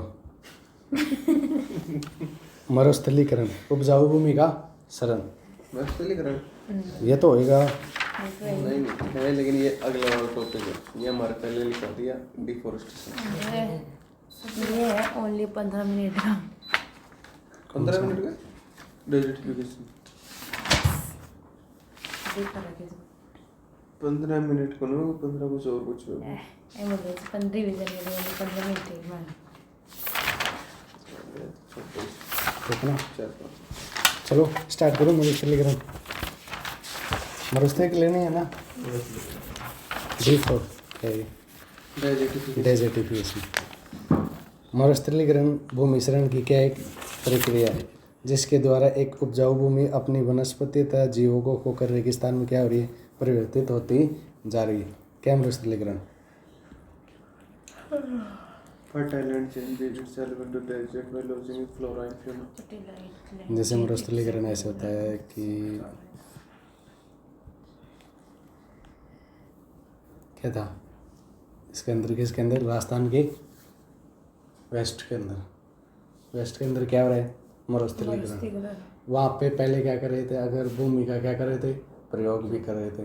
तो जैसे अपन क्या करें आजकल, सबसे ज़्यादा उसके अंदर क्या करके खाद, पीड़कनाशी, कीटनाशी ये डाल के क्या कर रहे हैं? पृथ्वी की जो उपजाऊ भूमि है उसको क्या करें? उर्वरकता को क्या करें? कम करें। जैसे उसकी उर्वरकता क्या हो जाएगी? कम हो जाएगी। तो उसके ऊपर क्या फसल कर सकते हैं? क्या नहीं कर सकते। फिर फसल नहीं कर सकते, उसी को क्या कहते हैं? मरुस्थलीकरण। मरुस्थल का क्या उपयोग है? मरुस्थल के अंदर फसल हो सकती है? क्या नहीं हो सकती। क्या क्यों नहीं हो सकती? वो फर्टाइल नहीं होती। तो हम इन सब का प्रयोग करके अपनी जो फर्टाइल भूमि है उसको भी क्या करें? उसकी फर्टिलिटी को क्या करें? कम करें। इतनी कम कर देना कि वो किसके अंदर हो जाए? मरुस्थल के अंदर तब्दील हो जाए। ऐसी स्थिति ला देना जिसके अंदर क्या हो जाए? फसल करना क्या हो नहीं हो? संभव नहीं हो। जैसे कुछ पहले जैसे ऐसे मान लो कि हमारी डांग है, वहाँ तो वो ही नहीं, पहले हम उसको बाद, लेकिन उसको लंबे समय तक हम क्या करें? कंज्यूम करें। उसके अंदर पीड़कनाशी और ये क्या डालें? खाद, ये सारी चीज़ें डालें। तो बाद के अंदर वो क्या हो सकती है? क्योंकि उसकी उर्वरकता क्षमता जो अपनी भूमि है ना उससे वैसे ही क्या है? कम है। और उसके अंदर हम क्या डालते हैं? खाद, पीड़कनाशी ये सारी चीज़ें डाल दें तो उसकी उर्वरकता और भी कम हो जाएगी। और जैसे हम देखते कि हम जो ऐसे जो मैं डांग थी ना उसकी जो लास्ट एंड पे थे ना, जब एंड पे हम कोई चीज़ बोते थे ना वहाँ पे बस एक इक्का दुक्का क्या है? इक्का दुक्का हमारी फसल उगती थी और बाकी इधर साइड में सारी फसल क्या होती थी? अच्छे तरीके से रहती थी। तो उस भूमि का क्या हो गया? मरुस्थलीकरण हो गया। क्या हो गया? मरुस्थलीकरण हो गया। तो वो क्या नहीं रही है? उपजाऊ नहीं है। धीरे धीरे उसकी संख्या बढ़ती जा रही थी। पहले वहाँ तक थी, फिर बाद के अंदर यहाँ तक। अगर उन लंबे समय तक उसमें और कुछ डालते, उसको थोड़े दिन के लिए नहीं छोड़ते तो बाद में पूरी किसके अंदर तब्दील हो जाती हो? मरुस्थलीकरण के अंदर। वो ऐसा ही क्या है? मरुस्थलीकरण। समझ में आया? तो मरुस्थलीकरण भूमिशरण की क्या एक प्रक्रिया है जिसके द्वारा एक उपजाऊ भूमि अपनी वनस्पति तथा जीवों को खोकर क्या हो जाती है?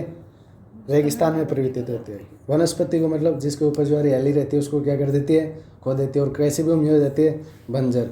और जीवों को खोकर रेगिस्तान में क्या हो जाती है? परिवर्तित होती है। जीवों को कैसे खोती है?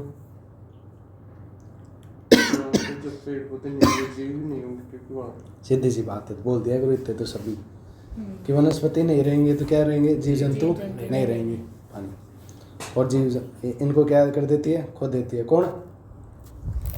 फिर मरुस्थलीकरण सूखे वनों की कटाई, जलवायु परिवर्तन, मानवीय गतिविधियों तथा अवैज्ञानिक कृषि के कारण क्या होती है? हो सकता है। क्यों होता है? कि एक तो मरुस्थलीकरण सूखे के कारण, सूखा पड़ गया, अकाल पड़ गया, जिसके कारण क्या हुआ? लंबे समय तक आई वहाँ पे वो नहीं, वनस्पति उगी नहीं। वनस्पति को उगने के लिए क्या चाहिए? जल तो चाहिए। वर्षा हुई नहीं, लंबे समय तक क्या पड़ गया? सूखा पड़ गया। जैसे सूखा पड़ा तो क्या हुआ? वनस्पति नष्ट हो गई और जीव भी क्या हो गई? वहाँ से नष्ट हो गई। किसके अंदर तब्दील हो गई? वो मरुस्थलीकरण। Desertification के अंदर। वनों की क्या कर दें? कटाई कर दें। वनों की कटाई कर देंगे तो क्या होगा? वहाँ पे भूमि क्षरण होगा। भूमि से एक वनों की कटाई के कारण भूमि क्षरण इसलिए भी होता है कि जैसे आपने देखा होगा कि अपने वो है चिपलाटा की तरफ जाते हैं हम। चिपलाटा की तरफ जाते हैं तो वो है क्या? एक नदी के अंदर वो क्या है? बालू का टीला। क्या है? बालू का टीला। अब वहाँ पे देखो ये लगे हुए थे, पेड़ लगे हुए थे ऐसे बीच के अंदर। जब तक वहाँ पे ज़्यादा पेड़ थे वो टीला हिलता भी नहीं था। लेकिन जैसे जैसे वहाँ से पेड़ गिरते जा रहे हैं वो बालू का टीला है ना वो ऐसे फिसलने लगे। क्या हुआ है? फिसलने लगे। इससे क्या हो रहा है? भूमि का क्षरण। ऐसा क्यों होता है? जब वहाँ पे पेड़ रहते हैं तो पेड़ के कारण जो अपनी जड़ें होती हैं ना वो मिट्टी को क्या एक दूसरे के अंदर क्या रखती हैं? बांध के रखते हैं। क्या करती हैं? बांध के रखते हैं ऐसे। लेकिन जैसे यहाँ पे क्या कर दिए जाएंगे? पेड़ कट जाएंगे तो फिर बाद के अंदर ये टीले का क्या हो गया? क्षरण हो गया। फिर ऐसे ऐसे ऐसे ऐसे ऐसे ऐसे ये क्या हो जाता है? नीचे की ओर अग्रसर हो जाता है ऐसे। तो वनों की कटाई के कारण क्लाइमेट चेंज तो है ही, ह्यूमन गतिविधियाँ तो हैं, अवैज्ञानिक कृषि के कारण।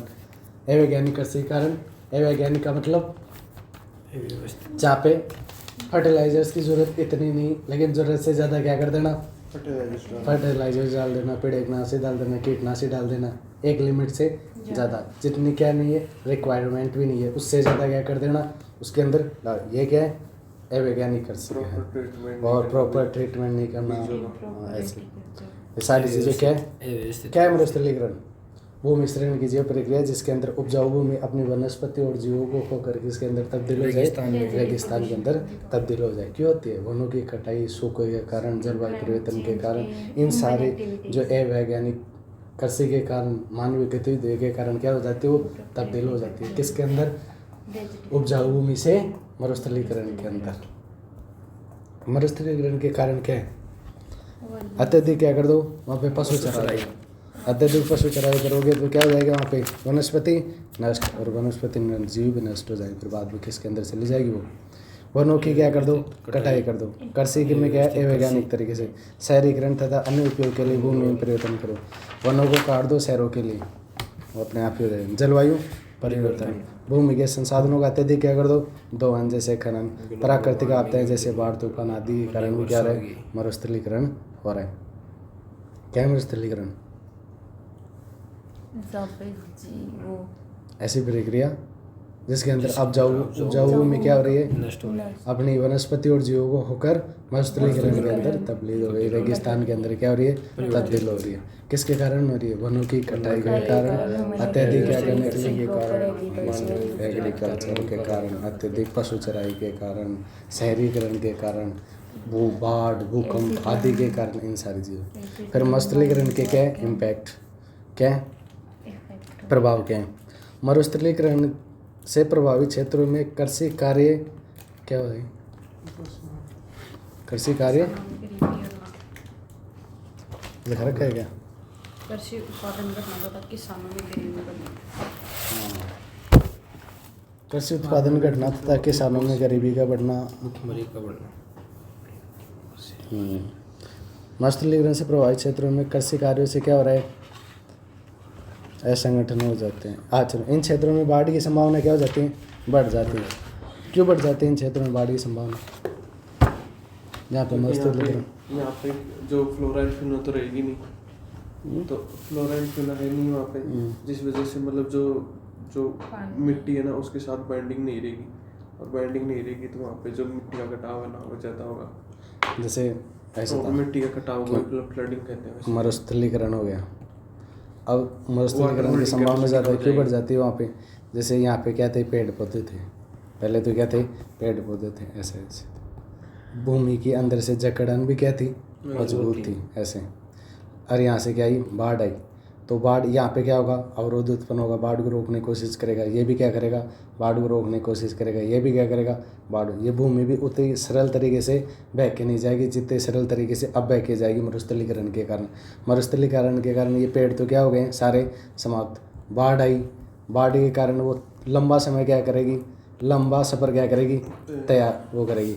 अब जितने दूर तक जाएगी उतने तक क्या होता जाएगा, मरुस्थलीकरण। क्या होता जाएगा, मरुस्थलीकरण। जैसे बाढ़ आएगी इसमें। लंबी, अगर हमारे पास क्या होता भाई, यदि पेड़ पौधे होते तो इतने लंबे समय तक ये आती रहती है, ये बाढ़ लंबी दूरी तय नहीं कर पाती, थोड़ी दूरी में क्या हो जाती, रुक जाती। लेकिन अब क्या हो गया, मरुस्थलीकरण के क्या हो रहा है, ज़्यादा मरुस्थलीकरण का क्या हो रहा है, प्रभाव हो रहा है। जैसे ज्योग्राफी में पढ़ा होगा कि मरुस्थलीकरण आजकल बढ़ता जा रहा है। तो इसी के कारण कृषि उत्पादन कम होने से भूखमरी जो खतरा उत्पन्न हो रहा है, कृषि उत्पादन क्या हो रहा है, कम हो रहा है।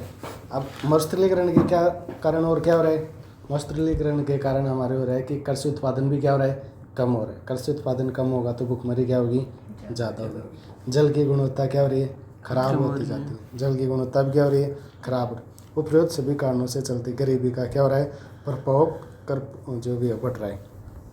भारत में मरुस्थलीकरण क्या है, पहली बात मरुस्थलीकरण उपजाऊ भूमि का किसके अंदर चेंज हो जाना, रेगिस्तान या मरुस्थल के अंदर क्या हो जाना, चेंज होना। किसको खोकर, अपनी वनस्पति और अपने जीवों को खोकर किसके अंदर तब्दील हो जाना, रेगिस्तान के अंदर। क्या है कारण, वनों की क्या हो रही है, कटाई हो रही है। सूखे की स्थिति का लंबे समय तक। जलवायु क्या क्या होना, परिवर्तन होना। मानवीय गतिविधियों के कारण होना चाहिए। झूमी कृषि और ऐसी क्या करो, अवैज्ञानिक क्या करो, कृषि करो, क्या करो, अवैज्ञानिक। पीड़कनाशी और कीटनाशियों को क्या करो, ज़्यादा प्रयोग करो। शहरीकरण क्या करो, ज़्यादा कर रहे हो। औद्योगिकरण क्या करो, तीव्र गति से कर रहे हो। और क्या कर रहे हो, पृथ्वी की वहन क्षमता से ज़्यादा वहन क्षमता अधिक, मतलब वो हो जाना। और पॉपुलेशन का क्या हो जाना, ज़्यादा हो जाना। अम्लीय वर्षा का भी क्या होना। जितने तुम्हें याद हैं सारे इसके अंदर क्या कर दो, ठोक डालो। क्या करो, ठोक डालो। और आंसर को क्या बना दो, इफेक्टिव बना दो। यही है, इतने दिन इकोलॉजी पढ़ने का मतलब यही था कि अब अपने आप ये जो प्रभाव कारण ये चीज़ तो हमें पढ़ना ही ना पड़े, ये तो कहीं से भी हम क्या कर दें, टप्पा मार दें। भारत में क्या है, मरुस्थलीकरण। भारत सरकार द्वारा हाल ही में संयुक्त राष्ट्र मरुस्थलीकरण नियंत्रण अभिसमय UNCCD, भारत सरकार द्वारा हाल ही में क्या किया गया है, संयुक्त राष्ट्र मरुस्थलीकरण नियंत्रण अभिसमय लाया गया था। ये भी क्या था, लीगली बाइंडिंग था। 3 थे ना, एक तो UNFCCC, एक UNCCD, ये भी क्या था इसके अंदर, एक CBD। ये 3 क्या थे, कानूनी रूप से बाध्यकारी समझे। उसके अंदर कौन सा, UNCCD में प्रस्तुत आंकड़ों के अनुसार भारत ने पिछले 1 दशक के दौरान 31% से अधिक घास के मैदान मरुस्थलीकरण की क्या गए चपेट में आ चुके हैं। कौन सी, UNCCD की क्या ये रिपोर्ट, जिसके अंदर क्या बताया गया है कि पिछले 1 दशक के अंदर, पिछले 10 सालों के अंदर, 1 दशक का मतलब 1 डिकेड का मतलब 10 वर्षों के अंदर, डिकेड का मतलब 10 वर्ष, पिछले 10 वर्षों के अंदर हमारी जो कुल भूमि थी, क्या जो हमारे घास के मैदान थे, उनका 31% क्या हो गया है, मरुस्थलीकरण हो गया। क्या हो गया, मरुस्थलीकरण। किसके अंदर चेंज हो गए हो, रेगिस्तान के अंदर। कितने, पिछले 10 सालों के अंदर कितने में चेंज हो जाना, 31% के अंदर। ये क्या है, एक बहुत ही चेतावनी वाली बात, बहुत ही क्या है, खतरनाक, चिंताजनक और खतरनाक। और क्या है कि 31% का पिछले 10 वर्षों के अंदर ही कितना हो जाना, 31% या किसके अंदर, रेगिस्तान के अंदर। अगर ये स्थिति और ज़्यादा होगी तो फिर कृषि कहाँ पे करोगे, फिर कृषि के लिए फर्टाइल भूमि मिलेगी क्या, नहीं मिलेगी, उसमें क्या हो जाएगा ऐसा। तो UNCCD की रिपोर्ट पिछले 10 वर्षों के अंदर, पिछले 1 दशक के अंदर कितनी, 31% घास के मैदानों का क्या हो गया, रेगिस्तान में चेंज हो जाना है, मरुस्थलीकरण के अंदर क्या हो जाना, परिवर्तित होना। अन्य रिपोर्ट के अनुसार भारत में लगभग 32% क्षेत्र पर लगातार क्या हो रहा है, क्षरण। एक अन्य रिपोर्ट है जिसके कारण भारत के 32% क्षेत्र का क्या हो रहा है, लगातार क्या हो रहा है, क्षरण हो रहा है। 2003 और 2005, 2003 और 2005।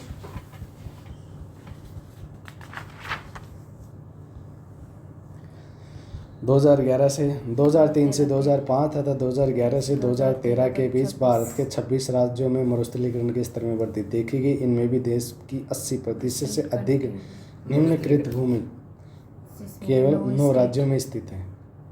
जो क्या हो रहा है कि 80% से ज़्यादा क्या हो रहा है, जो ये हो रहा है ना, वो कहाँ पे हो रहा है, ओनली 9 राज्यों के अंदर। और वैसे देखा जाए ओवरऑल तो 26 राज्यों के अंदर क्या हो रहा है, मरुस्थलीकरण हो रहा है। उसके अंदर 80% तो क्या हो रहा है, ओनली 9 राज्यों के अंदर। अगर वहाँ पे इतनी तेज़ी से क्या हुआ मरुस्थलीकरण तो आऊँ तो वहाँ पे अर्थव्यवस्था में भूखमरी की स्थिति क्या हो जाएगी, बढ़ जाएगी। गरीबी का प्रभाव और भी बढ़ जाएगा। तो 2003 से 2005, 2011 से 2013 के बीच भारत के 26 राज्यों के मरुस्थलीकरण के स्तर में क्या देखेगी, वृद्धि देखिए। और इसमें भी देश की 80% से अधिक निम्नकृत भूमि केवल कितने राज्यों में, 9 राज्यों में। फिर मरुस्थलीकरण को कम करने के उपाय, फिर एक तो स्थानीय स्तर पर क्या किया, लोकल लेवल पे क्या क्या प्रयोग किए गए। जल प्रबंधन तथा संरक्षण को बढ़ावा जाना चाहिए। किसको देना चाहिए बढ़ावा, जल प्रबंधन तथा संरक्षण को बढ़ावा जाना चाहिए, प्रबंधन या जो भी। वर्षा जल संचयन किया जाना चाहिए। इससे पानी का उपयोग सावधानी पूर्वक से किया जाना चाहिए। क्योंकि वर्षा के जल का संचयन क्यों किया जाना चाहिए,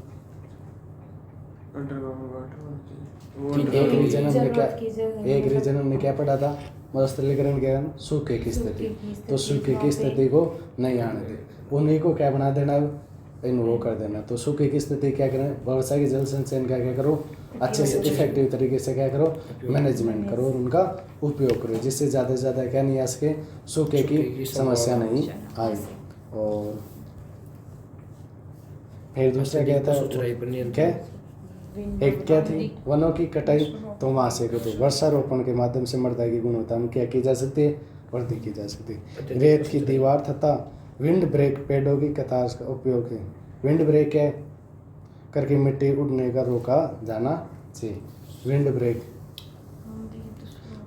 है कि डोली नहीं, विंड ब्रेक है कि पेड़ों का कतार से लगा दो। क्या लगा दो, पेड़ों, जो पेड़ है ना, अधिक से अधिक क्या लगाओ, पेड़ लगाओ, जिससे जो हवा से क्या हो, मरुस्थलीकरण ना हो, जिससे क्या हो जाए, हवा को रोकना क्या कहलाता है, विंड ब्रेक। विंड यानी हवा, पवन, और ब्रेक यानी रोकना उनको। किसके माध्यम से, अत्यधिक क्या लगा दो तुम, पेड़ लगा दो। पेड़ों के कारण अब यहाँ से क्या जाएगी, हवा जाएगी, तो ऐसे इसमें अवरोध पैदा करती हुई जाएगी ना। एक तो सीधी चली जाती है और वो तेज़ गति से, फिर बाद में वो मिश्रण ज़्यादा होता है। लेकिन बाद के अंदर ये देखे तो ये क्या हो गए, ब्रेक लगाती जा रही। तो ये क्या है, विंड ब्रेक। कौन लगे, पेड़ों को कतार से लगा देना। रेत की दीवार तथा विंड ब्रेक का उपयोग उड़ने किया जा सकता है। फिर पादपों में क्या करना, पादपों के अवशेषों का क्या करना, उपयोग। खेतों में क्या है, मल्चिंग पादपों के अवशेषों का उपयोग खेतों में मल्चिंग हेतु किया जाना चाहिए, जिससे मिट्टी की जल धारण क्षमता बढ़ती है तथा वाष्पीकरण में क्या आती है, कमी आती है। मल्चिंग भी है। मल्चिंग को यानी कि जो ये है ना, सॉइल को वो किया जाए, मतलब कि एक तो अपना पिलो वगैरह हटाते हैं ना उनको, जिससे वाटर होल्डिंग कैपेसिटी भी बढ़ती है। पादपों के अवशेषों तथा अवशेषों का उपयोग खेतों में क्या किया जाए, मल्चिंग हेतु किया जाना चाहिए, जिससे मिट्टी की जल धारण क्षमता को क्या बढ़ाई जा सके तथा वाष्पीकरण में क्या है, कमी आई। क्या है, कमी आई। जैसे कैसे तुमने जैसे पुलाव कर दी, पुलाव करने के बाद में क्या कर दो, पुलाव कटाव कर दो, क्या कर दो, पुलाव। ये क्या हो गई उनकी मल्चिंग। और जिसके कारण क्या होता है, अवशेषों का उपयोग खेतों के अंदर, जो पहले थे खेत के ऊपर जो चीज़ें पड़ी, जैसे हमने गोबर वोबर ये सारी चीज़ें पड़ी है, उनको मिट्टी के अंदर मल्चिंग करके अंदर मिला देना। फिर जैसे मिलाओगे, जैसे जल अवशोषण की क्षमता बढ़ जाएगी। हाँ, जिसके कारण क्या होगी, मिट्टी क्यों बढ़ जाएगी कि एक तो सारा क्या होता है, रेतीला होता है। लेकिन पुलाव काटने के बाद ही ऊपर जो घास फूस से जो आपने जो ये क्या है, गोबर, ये सारी चीज़ों का आपने क्या दे दिया, अंदर दे दिया। तो अब क्या करेगा, अवशोषण को जो वाटर होल्डर कैपेसिटी है उसकी क्या हो जाएगी, बिल्डअप हो जाएगी। एक तो क्या थी, वहाँ पे मिट्टी थी, मिट्टी के अंदर सबसे ज़्यादा क्या होता है, पानी का अवशोषण। लेकिन मल्चिंग करने के बाद में क्या थे, जो पादप ऊपर पड़े हुए थे उनका प्रयोग हमने कटाई के माध्यम से उनको नीचे दबा के थोड़ा क्या कर दिया, वहाँ पे क्या कर लिए, जैसे यह है, जैसे हम फुहारे देते हैं, हाँ काली मिट्टी है, हमारे फुहारा का पानी ऊपर ऊपर रहता है, फिर वो ऊपर तो सूख जाएगा, लेकिन उसको ऐसे मतलब प्लाऊ से काट के इसे उल्टा डाल देंगे ना, तो वो नीचे के ऐसे कैसे सेट रह जाएगा वो पानी, और वो उसके अंदर जो ऊपर मिट्टी जो भी हुई है उसको क्या कर देना, नीचे कर देना। ऊपर से क्या होगा, जल्दी से क्या नहीं होगा, सूख नहीं पाएगा ऐसे। और जो वहाँ पे पादप है उनका भी क्या करना, प्रयोग करना। और भारत में मरुस्थलीकरण रोकने के लिए किए गए उपाय, गवर्नमेंट स्थानीय स्तर पे क्या क्या कर सकते हैं अपन, अरे लोकल लेवल पर हम भूमि क्षरण को रोकने के लिए क्या कर सकते हैं, वर्षा की भूमि का वर्षा की भूमि का जो वर्षा का जो जल है उसका तो क्या करते हैं, संरक्षण कर ही सकते हैं ना, उसको कैसे नहीं। स्थानीय स्तर पेड़ों को रोप सकते हैं, वृक्षारोपण कर सकते हैं, रेत की दीवार काट सकते हैं, विंड ब्रेक पेड़ों को कतार से लगा सकते हैं, बाद में ऐसे क्या मल्चिंग जैसे कार्य कर सकते हैं, ये स्थानीय लेवल पर। अब भारत में मरुस्थलीकरण को रोकने के लिए किए गए उपाय की भारत सरकार ने क्या किए, फिर कमांड क्षेत्र विकास कार्यक्रम, एक कार्यक्रम चलाया। कौन सा, कमांड क्षेत्र विकास कार्यक्रम 1974 में प्रारंभ किया गया तथा इस कार्यक्रम का देश के विभिन्न राज्यों में समन्वय एवं क्रियान्वयन में जल संसाधन मंत्रालय द्वारा किया गया।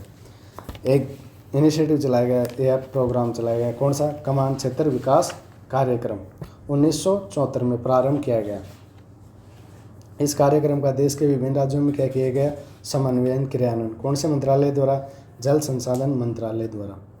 कमांड क्षेत्र विकास कार्यक्रम को किस मंत्रालय ने चलाया, जल संसाधन मंत्रालय द्वारा कमांड क्षेत्र विकास कार्यक्रम। इसका उद्देश्य जल प्रबंधन के माध्यम से सिंचाई की क्षमताओं को क्या करना था, सुधार करना था। किसमें, जल प्रबंधन के माध्यम से जल क्या करो, अच्छी तरीके से इफेक्टिव तरीके से क्या करो, मैनेजमेंट करो। उसके आधार पर क्या सिंचाई की क्षमताओं क्या होगी, इंक्रीज होंगी, क्या होंगी, इंक्रीज। 1989 में एकीकृत वाटरशेड प्रबंधन क्या किया गया, कार्यक्रम शुरू किया गया, जिसमें 2003 में हरियाली दिशा निर्देश नाम दिया गया तथा वर्तमान में उसको प्रधानमंत्री कृषि सिंचाई योजना के तहत शामिल कर लिया गया। किसको, 90 में एकीकृत वाटरशेड प्रबंधन कार्यक्रम क्या किया गया था, शुरू किया गया था 1990 से 1989 या 90 के अंदर क्या किया गया था, एकीकृत वाटरशेड प्रबंधन कार्यक्रम क्या किया गया, शुरू किया गया, जो 2003 के अंदर हरियाली दिशा निर्देश दिया गया। इसको क्या किया गया, हरियाली दिशा निर्देश। इसके अंदर जो भी क्या किया, कंजूसन किया गया कि देश को मतलब क्षेत्र को हरा भरा बनाने के लिए जो निर्देश दिए जा रहे हैं उनको क्या बोल दिया गया, हरियाली दिशा निर्देश। अब वर्तमान में इनको किसके अंदर शामिल कर लिया गया, हरियाली दिशा निर्देशों को प्रधानमंत्री कृषि सिंचाई योजना के तहत शामिल कर लिया गया। ग्रामीण विकास मंत्रालय द्वारा देश के सूखे को प्रभावित क्षेत्रों में मरुस्थलीकरण के प्रभाव को कम करने के लिए 1995 में रेगिस्तान विकास कार्यक्रम DDP शुरू किया गया। ग्रामीण विकास मंत्रालय द्वारा देश के सूखे को प्रभावित करने मरुस्थलीकरण के प्रभाव को कम करने के लिए 1995 में रेगिस्तान के विकास कार्यक्रम का क्या किया गया, शुरू किया गया। किसके द्वारा, ग्रामीण विकास मंत्रालय द्वारा। देश में किसके, सूखे की। बाद में कौन आया, ग्रामीण विकास मंत्रालय आके बोलता है कि सूखे का क्या करना है, सूखे से प्रभावित क्षेत्रों का क्या करना है, मरुस्थलीकरण प्रभाव को रोकने का क्या करना है, कार्यक्रम। तो 1995 में के अंदर एक क्या लाया गया, DDP क्या, डेजर्ट डेवलपमेंट प्रोग्राम, रेगिस्तान विकास कार्यक्रम क्या किया गया, शुरू किया गया। पर्यावरण तथा वन तथा जलवायु मंत्रालय द्वारा 2000 में राष्ट्रीय वन्य कार्यक्रम प्रारंभ किया गया। पर्यावरण तथा वन तथा जलवायु परिवर्तन मंत्रालय द्वारा 2000 के अंदर क्या किया गया, राष्ट्रीय वन्य कार्यक्रम क्या किया गया, शुरू किया गया। भारत में 2001 में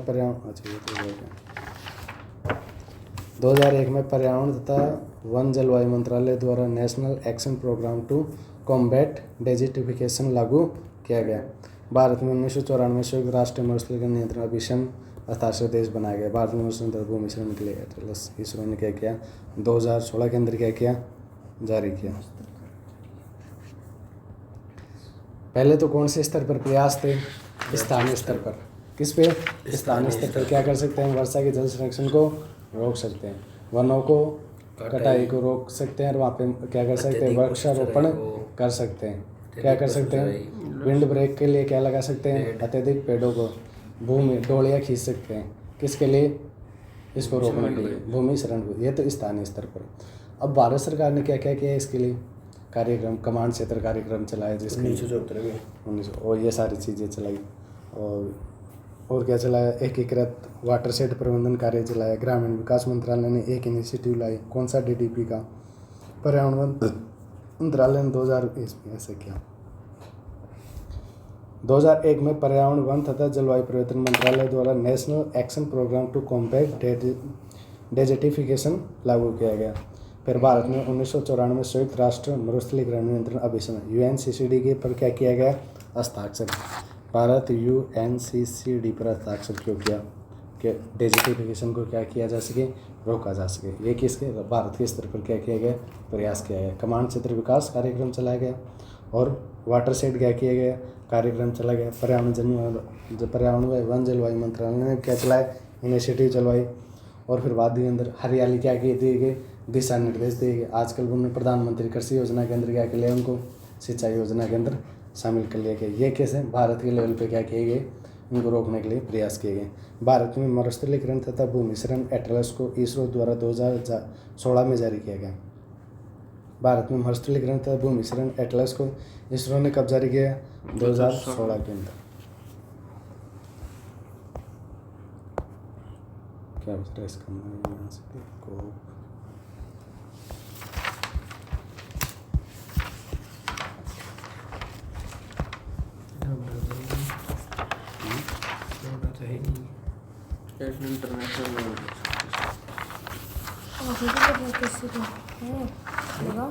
इंटरनेशनल डिफॉरेस्टेशन में करा दिया।